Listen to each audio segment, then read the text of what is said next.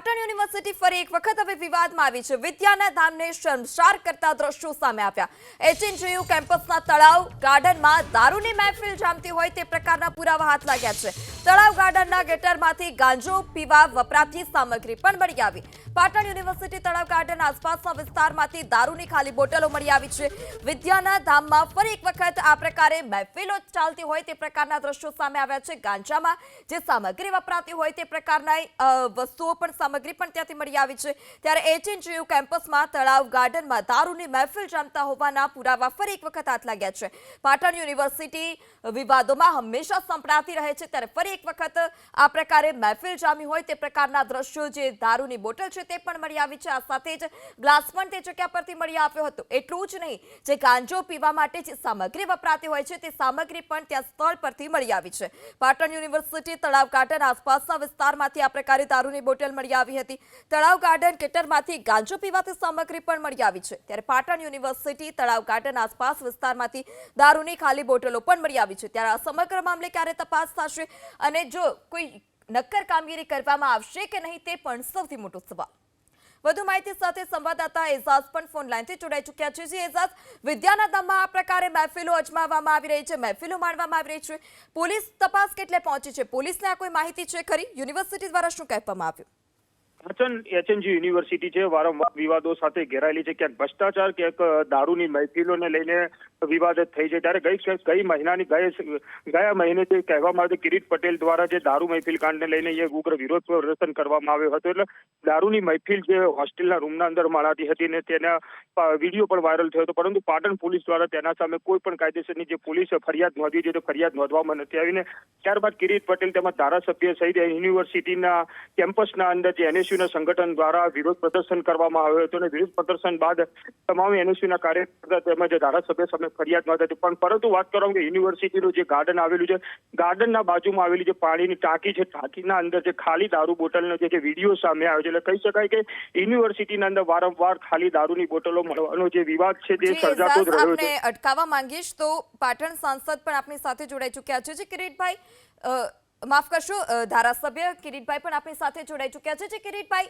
દારૂબંધીના જે દાવા કરવામાં આવે છે તે દારૂબંધીના દાવાના લીરા ઉડી રહ્યા છે, કારણ કે ગત મહિને પણ આ જ પ્રકારના દ્રશ્યો સામે આવ્યા હતા। ફરી એક વખત દારૂની બોટલ જોવા મળી છે, ગાંજો છે, આપની પ્રતિક્રિયા? સૌથી પહેલા તો અમારા માટે, સમગ્ર પાટણ અને ઉત્તર ગુજરાત માટે બહુ શરમજનક બાબત એટલા માટે કહી શકાય કે હેમચંદ્રાચાર્ય જેવા મહાન સંતના નામે જેનું નામ જોડાયું છે, જૈનાચાર્ય એવા હેમચંદ્રાચાર્ય ઉત્તર ગુજરાત યુનિવર્સિટીમાંથી આ પહેલી વાર નહીં, આ 5મી વાર દારૂની બોટલો પકડાઈ છે, દારૂ પીતા લોકો પકડાયા છે અને કઈ કાર્યવાહી થઈ નથી। આજે તો વધુ ગંભીર એટલા માટે કહી શકાય કે દારૂની બોટલોની સાથે સાથે ગાંજો અને ચરસના પડીકા પણ પકડાવ્યા છે। અમે વારંવાર રજૂઆત કરી છે કે યુનિવર્સિટીને, શિક્ષણ ધામને અને યુવાનોને જો આ બધીથી બચાવવા હોય તો કડક કાર્યવાહી કરવી જોઈએ।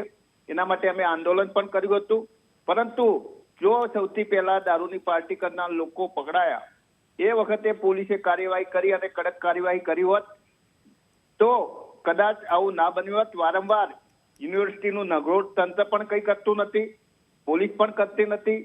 એક નિર્દોષ બેનની જો એ જાહેરમાં લીલામી કરી શકતા હોય, વરઘોડું કાઢી શકતા હોય તો શા માટે આવા ખુલ્લેઆમ હેમચંદ્રાચાર્ય જેવા ઉચ્ચ શિક્ષણના ધામની અંદર દારૂ અને ગોજો, ચરસ નું સેવન કરનાર લોકોને પોલીસ કેમ પકડતી નથી અથવા યુનિવર્સિટી કેમ કાર્યવાહી કરતી નથી?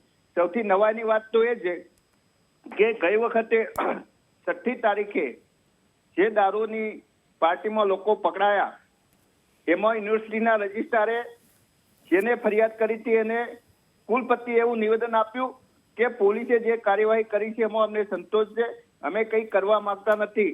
શું તમે ઉત્તર ગુજરાતના યુવાનોનું, શિક્ષિત યુવાનોનું ભાવિ બગાડવા માંગો છો? આના માટે કુલપતિ સામે, કુલ સચિવ સામે પણ કાર્યવાહી કરવી જોઈએ અને સરકારે પણ આંખો બંધ કરી છે, ખોલવી જોઈએ। જી કિરીટભાઈ, સમગ્ર માહિતી બદલ આભાર. આપ અમારી સાથે જોડાયા તે બદલ આપનો આભાર. તો જે ગુજરાતમાં દારૂબંધી છે તે દારૂબંધીના લીરા ઉઠતા હોય તે પ્રકારના દ્રશ્યો સામે આવ્યા છે. પાટણ યુનિવર્સિટી હંમેશા વિવાદોમાં સંકળાયેલી રહી છે. આ એવું નથી કે પાટણ યુનિવર્સિટીમાંથી આ પ્રકારના દ્રશ્યો પહેલી વખત સામે આવ્યા હોય. અગાઉ પણ આ પ્રકારના દ્રશ્યો પાટણ યુનિવર્સિટીમાંથી જ સામે આવ્યા છે. આજે અન્ય દ્રશ્યો પણ અમે આપને બતાવી રહ્યા છીએ કે જે ડિસેમ્બર મહિનાના છે, એટલે કે હજુ પણ તેને એક જ મહિનાનો સમય થયો છે અને તેમ ફરી વખત આ પ્રકારના દ્રશ્યો સામે આવ્યા છે. ત્યારે અનેક સવાલ પણ ઉઠી રહ્યા છે કે આવા પ્રકારના વિદ્યાર્થીઓ સામે કાર્યવાહી ક્યારે થશે.